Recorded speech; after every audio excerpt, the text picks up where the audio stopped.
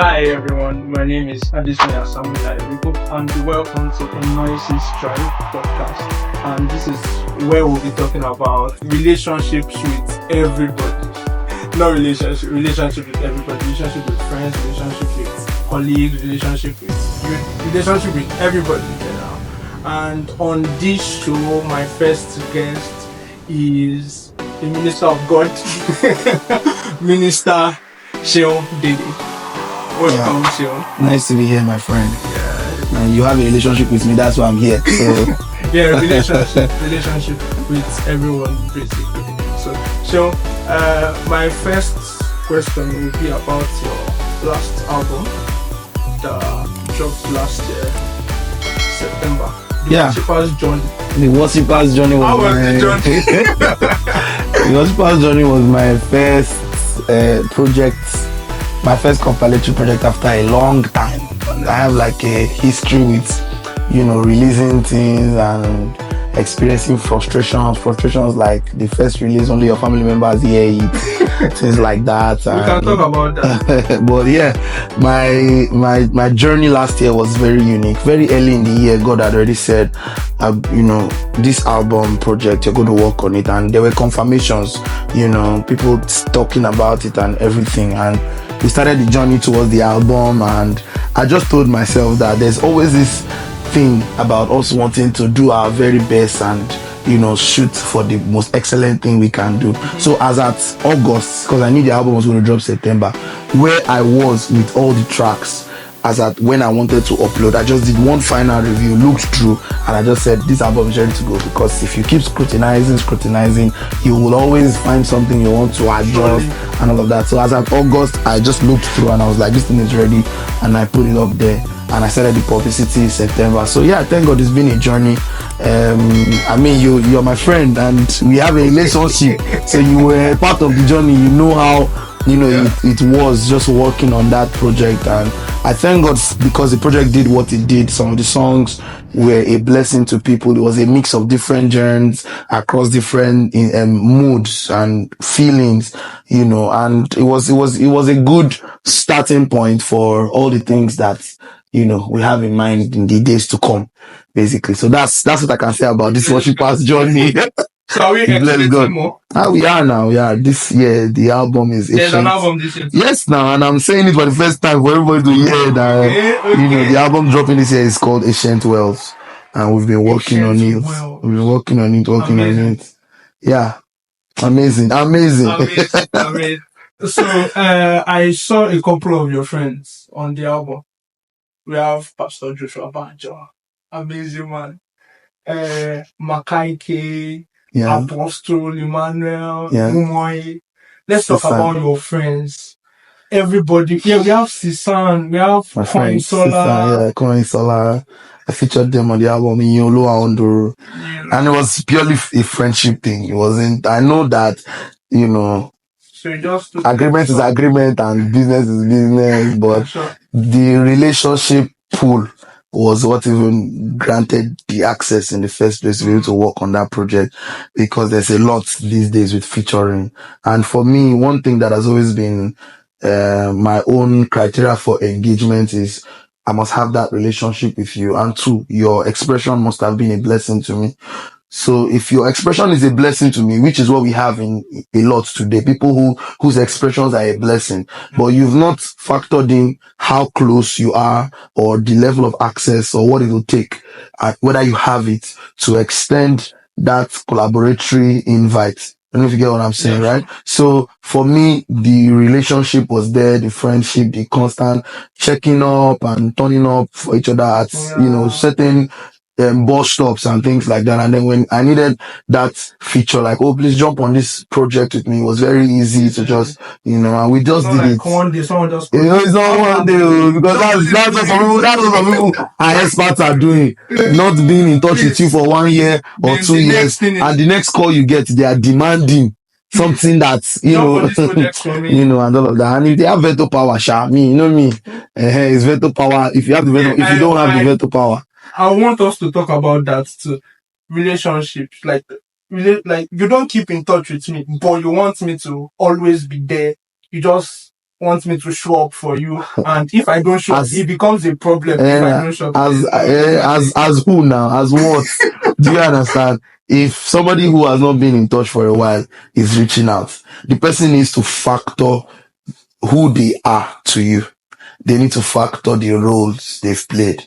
So reaching out is only one of the many factors. There's also the, if it is someone you take as an aburo and you've helped the person, in a number of ways, and then you've not been in touch with the person, but you reach out based on that level you are, like maybe a senior brother or a senior colleague, and you know that you've impacted and invested something in this person's life, and the person takes you, as a, I don't know, maybe mentor or senior colleague, you can also play safe and reach out, but don't just be the kind of person that jams the door open. Still be the kind of person that can apologize for not being in touch for a while.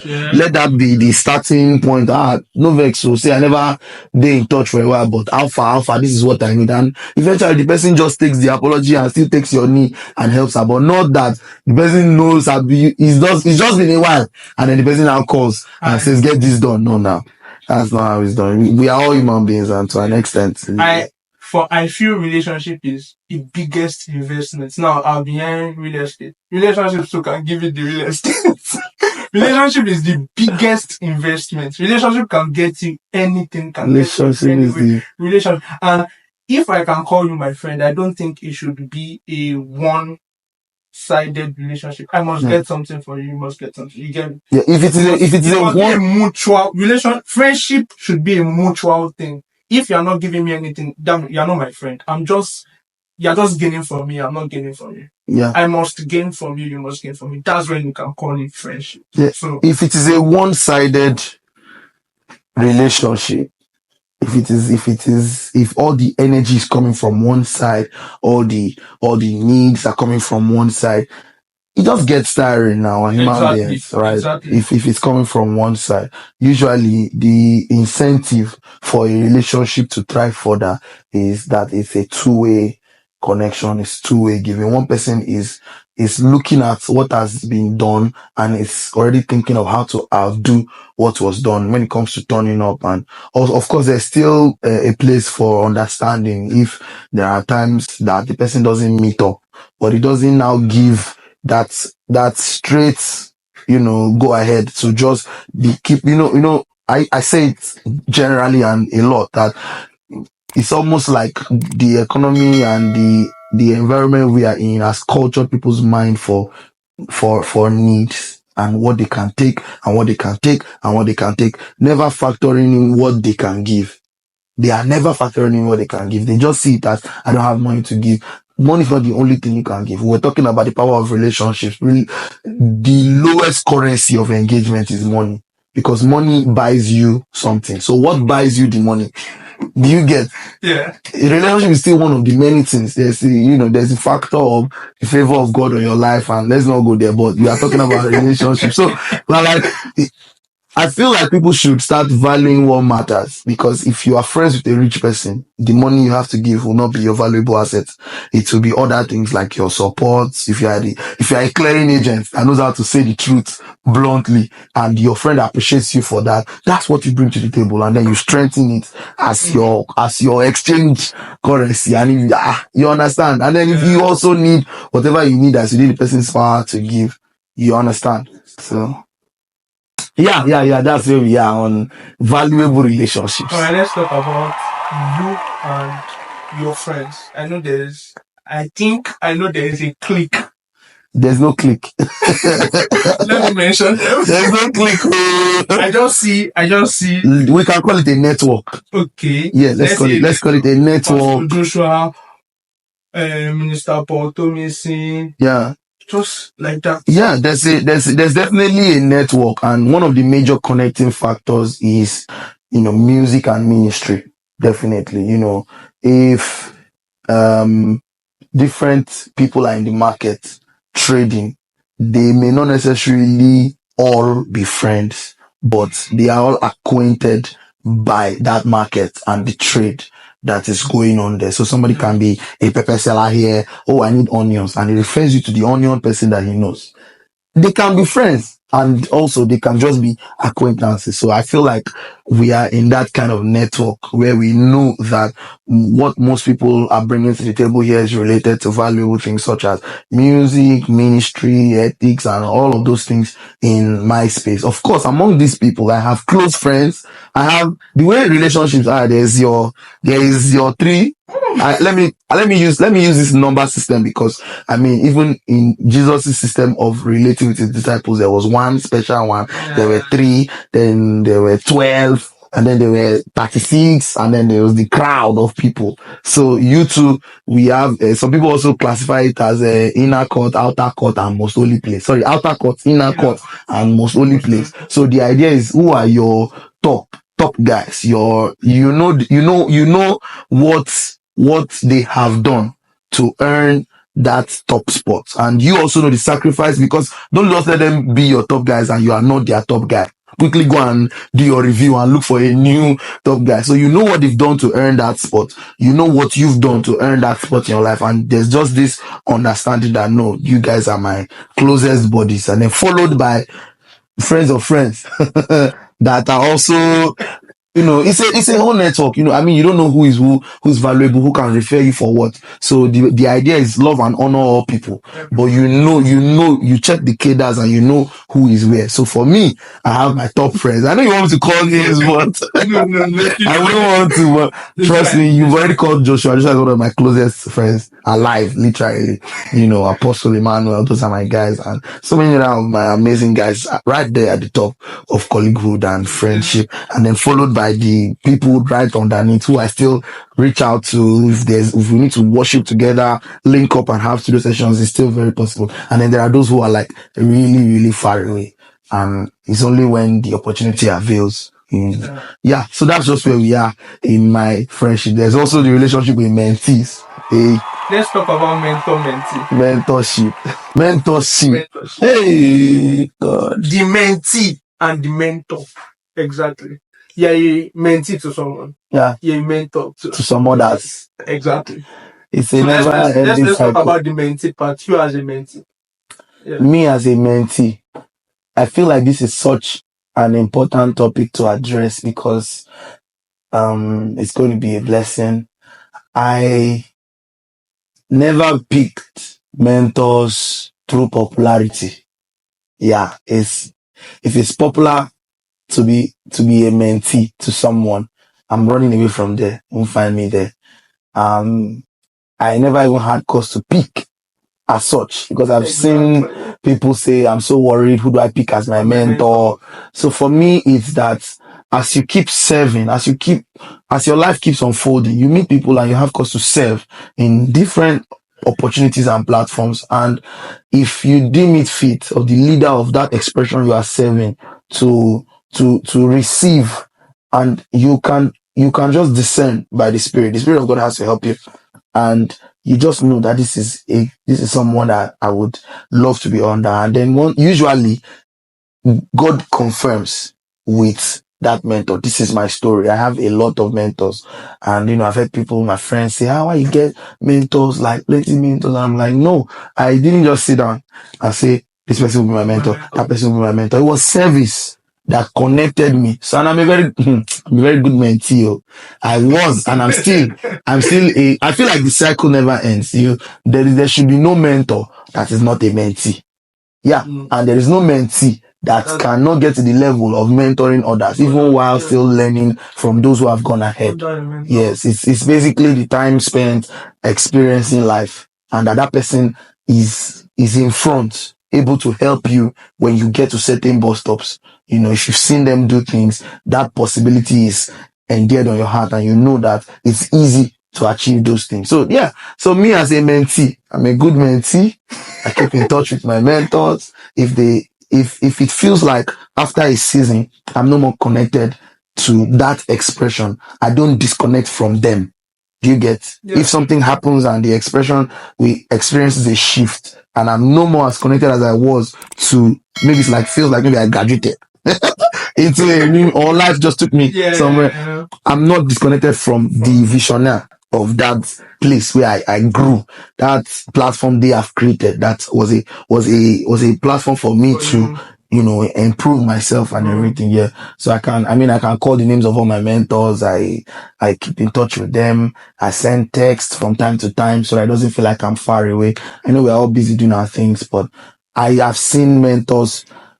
I've seen mentorship as that platform that has helped me and raised me. I've gotten help from my mentors that were not even related to the things that I'm being mentored on. Like most of the mentorship platforms are music related, ministry related, but because these people are mentors and we have established that we are under them and we love them and they love us, there are even extra benefits like help of being a divine connector, calling to refer you for someone or calling to send you on an errand that no, this boy, he can do it, let him go. Those are the advantages of being a good mentee. The idea of being a mentee is not to hide your lights, it's to shine it, but make sure your mentor is there, shaping, advising and all of that. Yes. We'll come back to one thing that you said, everybody is busy, but let's talk about now you as a mentor. Everybody is still busy too again.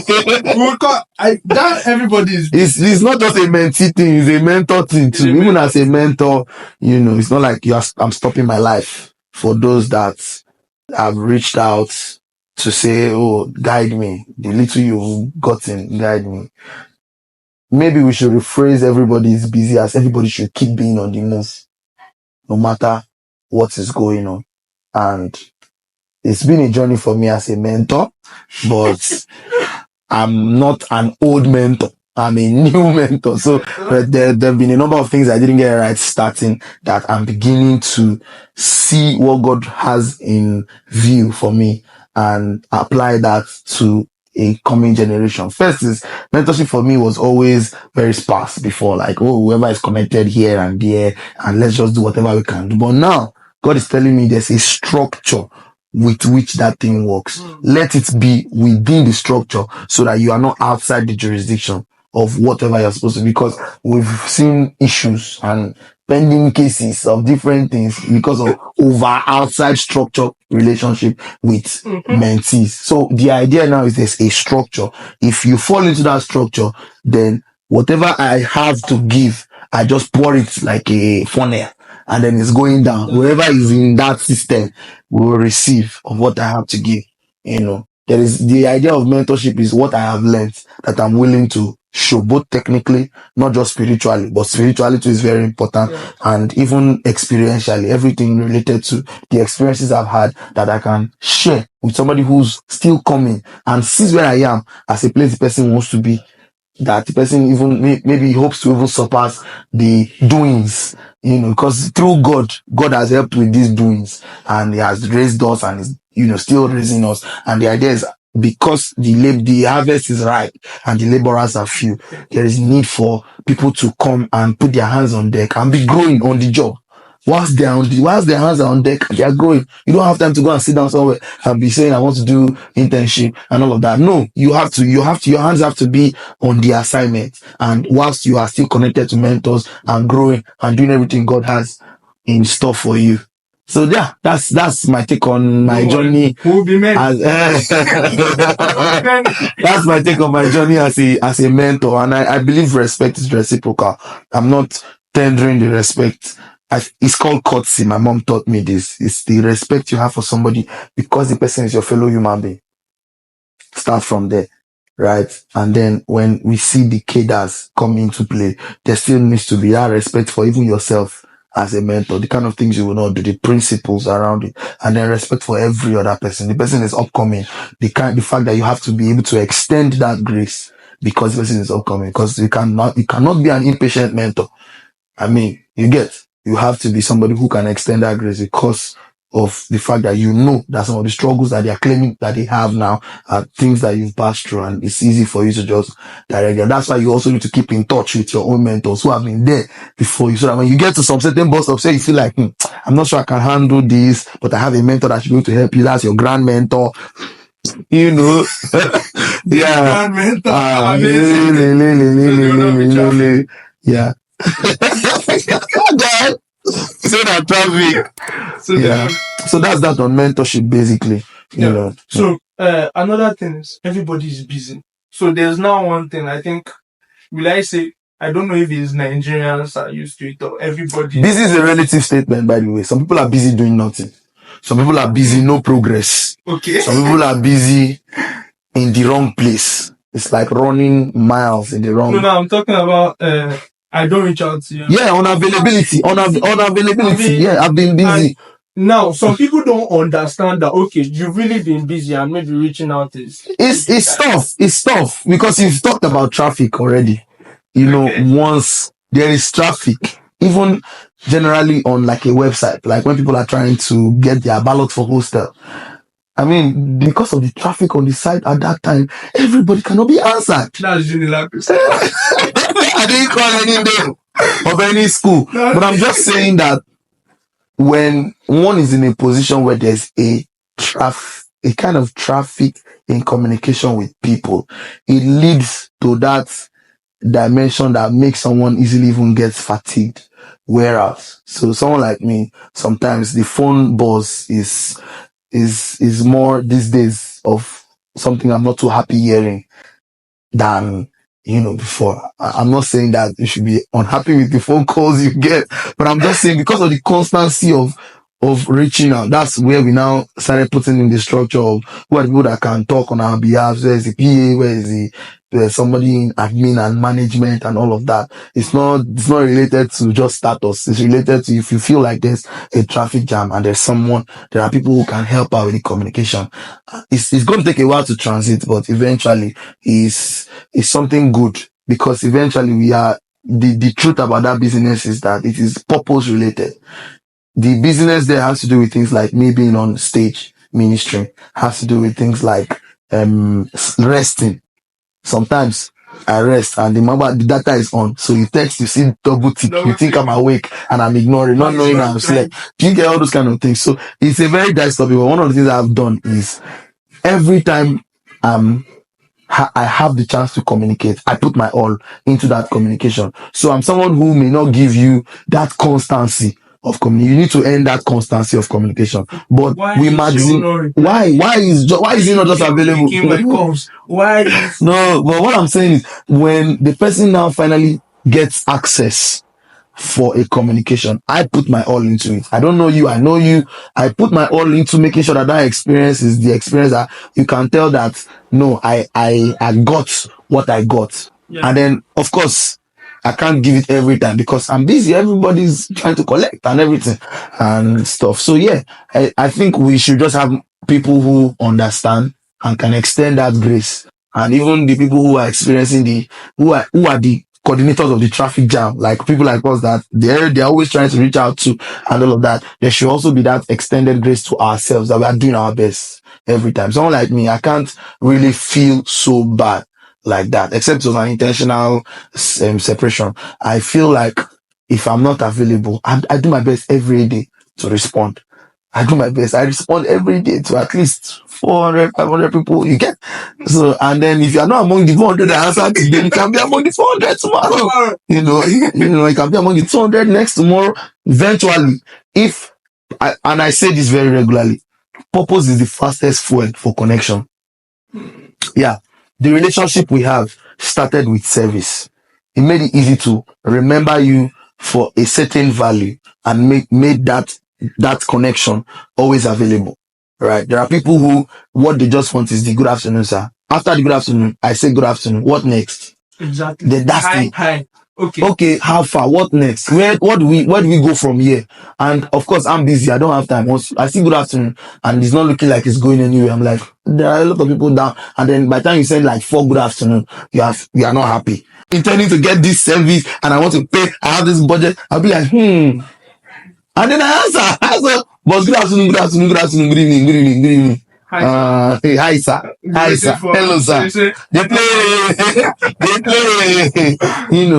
And me, when I say hello sir to somebody, at least status wise, you can tell that if I say hello to you, it means that I don't just want to jump at it. I want you to be able to reach out to me and let me know who I'm reaching out to. But if I'm looking up the cadres and I'm reaching out to someone who I can tell is in a much higher place, I don't just go saying hello sir and I leave it hanging. I say hello sir. My name is. I don't even assume that people know me. 80% of the times, there's just that assumption that you should just know that it's me. You should hear my voice. And no. Person's hearing, I'm hearing voices every day, not voices in my head. I hear voice of people talking every day. So how will I pick out a voice if you're not a friend and I communicate constantly with? So that's, it's just, you see this unavailability thing, just keep being valuable. Purpose is the fastest fuel, for relationships to thrive on, especially in the area of constant communication. You understand? Just put people in that we have a purpose, and that's why it's easy for us to constantly communicate. If we don't have a purpose, it's okay. The communication can be on a pause until there's a reason for us to, reach out, because it's even more valuable that way. You don't reach, when you reach out, there's that expectation that there must be a reason this guy is reaching out. We can't now be stuck in the whole is reaching out, and then the reaching out feels like a nuisance. I've ever gotten a call and it just feels like, hey, this one don't come again. Oh God.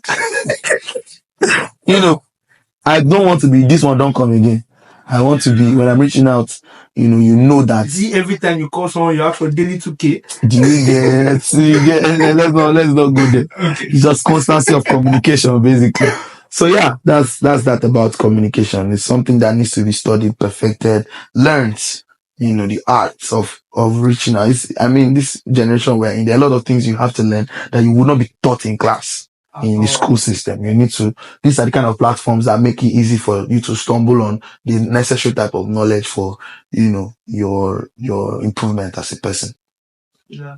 So lastly, let's talk about worship mandate ministries. My ministry. Yes, your ministry. I've been saying live in Kenya, Ekiti.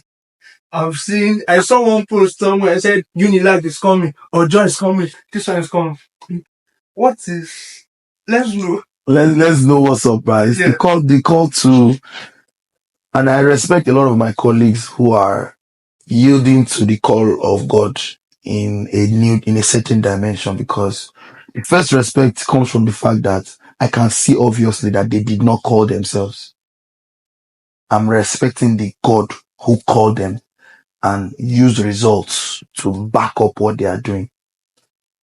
If you ask me, I don't think I saw it the way it is playing out currently. I've seen visions, known that God is taking me places in life, but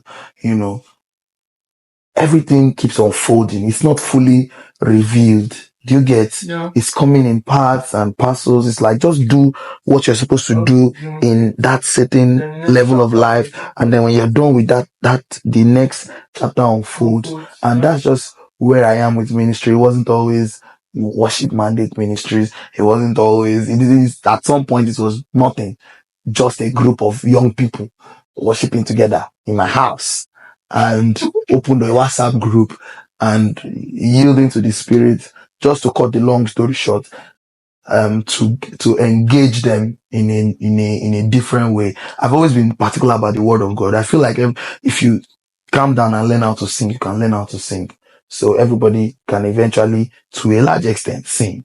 In fact, I was going to tell you this when we were talking behind the scenes, that music, the delivery of sound is broken into people who don't know how to sing and their delivery is terrible. People who know how to sing and their delivery is amazing.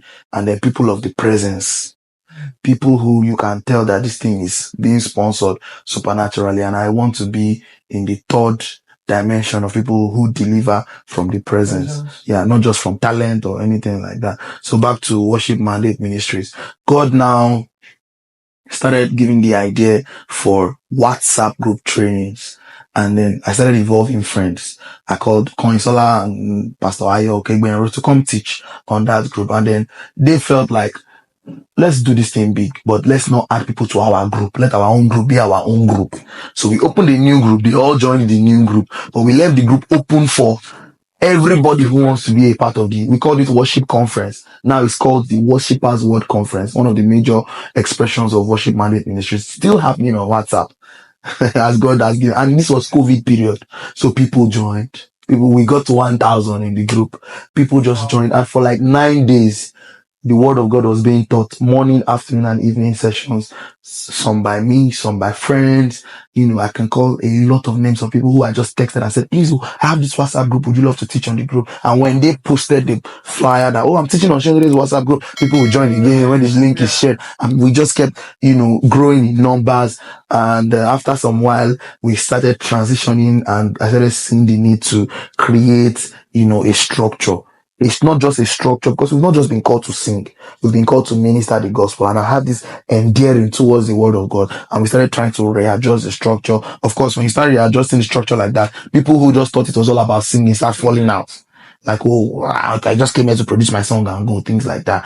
And that happened. That particular cutout happened. And when we took a break and came back, we launched knowing fully well now that whatever expression God gives us, He wants continuity. He wants a certain strategy of reaching out to people. And so and we've always had worship God, even before worship mandate ministry. We've always had that expression called worship God. We've been doing worship God Magboro, worship God FC, worship God Unilag. And then God now started putting all those things like pieces of different puzzles. And that now became, what we have today as worship mandate ministries broken into the administrative aspect, managing all the expression and the individual expressions thriving on their own as God gives the grace. We went to Kenya, but it was not necessarily a worship God program. But the idea is anywhere I am, it's technically a worship God program. So technically it was like worship God Kenya. Went there, had an amazing time, got back. We had already planned for worship God Ekiti. We've been planning for Ekiti for a while. We traveled all the way to Ekiti. If the idea is that the grace is given to people according to their measure of faith, is that thing of the capacity to take the gospel, with boldness into a deeper level of delivery at different kind of locations and all that. It comes like a grace on different people because not everybody is called to that evangelistic dimension of moving up and down. Some people are called to be shepherds, sit down somewhere and teach. Some people even have multi-dimensional graces. You have the grace of being able to pastor, evangelize, and do all those things all at once. So yes, the idea is we're just moving in the direction that God is leading us and with the capacity that He has given. And this doesn't, I was always going to make this disclaimer and thank God there's an opportunity to eventually make it. It is not a call to disconnect myself from my primary source of commitment, which is my church where I grew up in, which is Foursquare Gospel Church, Nigeria. Right. Yeah, I was born and bred in Foursquare. And we are Foursquare boys. So, and I love what God is doing in the body of Christ. And what God is doing in the body of Christ was my breakout, basically, to be connected to people from different denominations, and that community is where a lot of strength came from because different people are experiencing different frustrations in their different churches. But sometimes I feel like what God will have as a compensator is in the body of Christ, depending on who you are able to connect to it. So yes, I just take it as an assignment, a vision God has given me, and I'm still connected to where I've been planted. Yeah. It's all about the leading of the Spirit and how the Spirit will direct you over time. And I audit a lot, relationships, the authorities, and all of that. There are some that cannot change. Because I always say for spiritual fatherhood, everybody has not been privileged the way some people have been privileged. But in my own case, my spiritual father begat me in the gospel completely. Like I got filled when he prayed for me, laid hands on me.